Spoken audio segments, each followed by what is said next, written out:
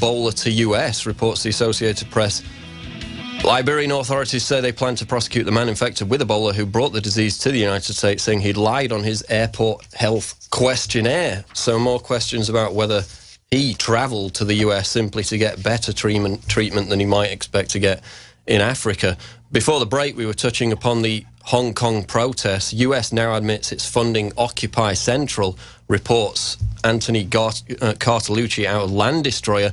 Basically, he refers to a Washington Post article which states, quote, Chinese leaders unnerved by protests elsewhere this year have been steadily tightening controls over civic organizations on the mainland, suspected of carrying out the work of foreign powers.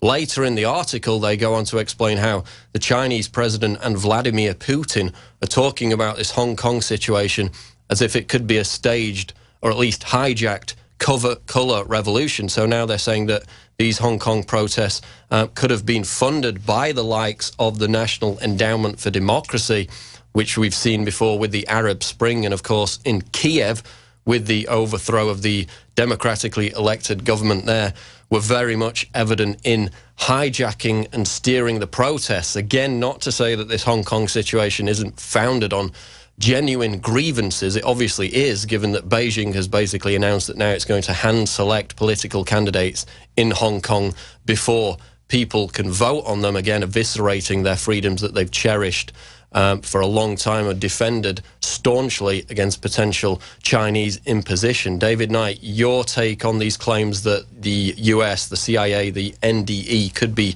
hijacking the Hong Kong protests as a form of destabilization aimed at China? Well, no doubt they are. They always use these. They always use these Machiavellian calculations, and they will always fund the enemy of their enemy, whether they want to do it. And they will always try to co-opt any movement. That is always an issue anywhere. But just because they give money to them as they've given to other people, that doesn't delegitimize the movement. I believe there's a lot more to this. I believe there's a lot more to some of these other movements that have been funded. So just as we see that there are people in Islamic countries that are angry and furious and activated because of the American presence there. They use those people, they manipulate that, they build it up to create another threat.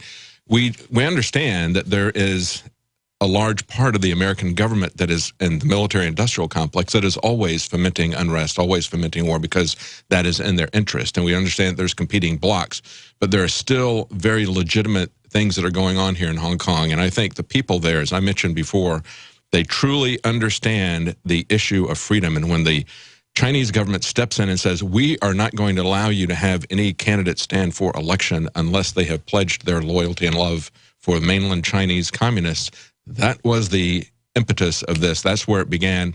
And it's up to those people in Hong Kong, just as it is to anyone everywhere, to make sure that their freedom movements don't get co-opted by other people, just as we've seen that happening here with the Tea Party, with Occupy America. That doesn't Occupy Wall Street. We don't delegitimize the grievances of those people, but they have to be aware that their movements and their grievances aren't taken over by people who are just going to co-opt that and shove it aside and push that down and not address what they want to have happen. And I mean, the situation in China, they have alternate political parties in China, but they're it's in name only. I mean, the alternate political party leaders have to go to, again, pledge their love for the Communist Party of China on basically a monthly basis. They have to go to a kind of brainwashing session where they get the talking points from the Communist Party, even though they're supposedly representing an alternative, and they have to profess their allegiance to the Communist Party. So this is what Beijing is trying to impose on Hong Kong, which up until now has been its own autonomous state, of course, since being handed back to China by the British in '97. But those freedoms, those protections were supposed to be legally bound, protected against communist incursion. Now Beijing is trying to roll that back, which is why you see a lot of the protests. Moving on, though, there's a story out of California, David. I mean, we've talked about this before. In fact, there was a case, I remember, a couple of years ago, one of the stars of the National Geographic Doomsday Preppers show, he basically went in to get treated for back pain at his local doctor's. They took him to be suicidal. He later ended up having his gun seized because he may have self-harmed or whatever the excuse was. Now we're seeing that a similar case in California, David, where they're talking about family members of gun owners ratting them out and potentially leading to gun confiscation. Tell us about that. Well, yeah, that's a bill that was signed into law by Governor Jerry Brown. It's the first law in the United States that's going to give families who think that a close relative might commit gun violence, it gives the family the ability to petition for a restraining order, essentially have that person's firearms taken away. Now, of course, we don't want to see mentally ill people with firearms, but it all boils down to what is the process here. Is this due processes going on? Is there another agenda? And I would say, Paul, that since virtually all these cases are predicated not by gun ownership, but by the use of SSRIs. Why can't the family petition that they get their SSRIs taken away? I mean, they're not going to do anything to address what we all believe here at InfoWars is the root cause of this, and that is the increased conditions. When you take these SSRIs for psychological conditions, in many cases it exacerbates those conditions, especially if someone comes off of the SSRIs. So that's really what they need to address, and the fact that they are not looking at that makes you understand that there's a different agenda here. That's strictly another way to control firearms and to do it without due process. Okay, we're going to go to some of your calls now. John in Michigan's been holding a while. We'll go to John. You're on the air. I want to talk about this lady from Gainesville, Georgia. Her name's Ashley Huff. She was only 23. She was arrested for possessing a spoon covered in SpaghettiO residue, tomato sauce. And she spent about 47 days in jail after she couldn't make all these appointments for drug testing and for and all this I don't know, these weird appointments they gave her. And her public defender even came out and said, it's a giant mistake, you know, and it ruined her life. And it's sad because they tried to get her to take the plea bargain the whole time, just plead guilty, you know, and we'll let you out, you know. And it's pretty sad. But also, I was looking at, there's been like formerly classified documents that have been obtained from the Department of Defense that reveal that colloidal silver has an effect against fighting Ebola, you know, with your immune system. It helps fight the hemorrhagic fever. And apparently they've been trying to block shipments going to Africa. The World Health Organization has recently blocked several shipments. Yeah, I've read about that story. I don't know if it's confirmed or not, but it definitely seems to be one that keeps cropping up. Referring to the previous story, I mean, David, isn't this, you know, emblematic of a banana republic where you commit some petty crime that's mistaken, you get trapped in the penal system, and you can't get out? I mean, that really gets to the heart of it, doesn't it? It really does. And, you know, the SpaghettiOs is an extreme case of that. But look at the reality that 80% of the people in prison for drug offenses are there for possession of marijuana. We have more people in prison than any other country per population, way more than communist China that we were just talking about.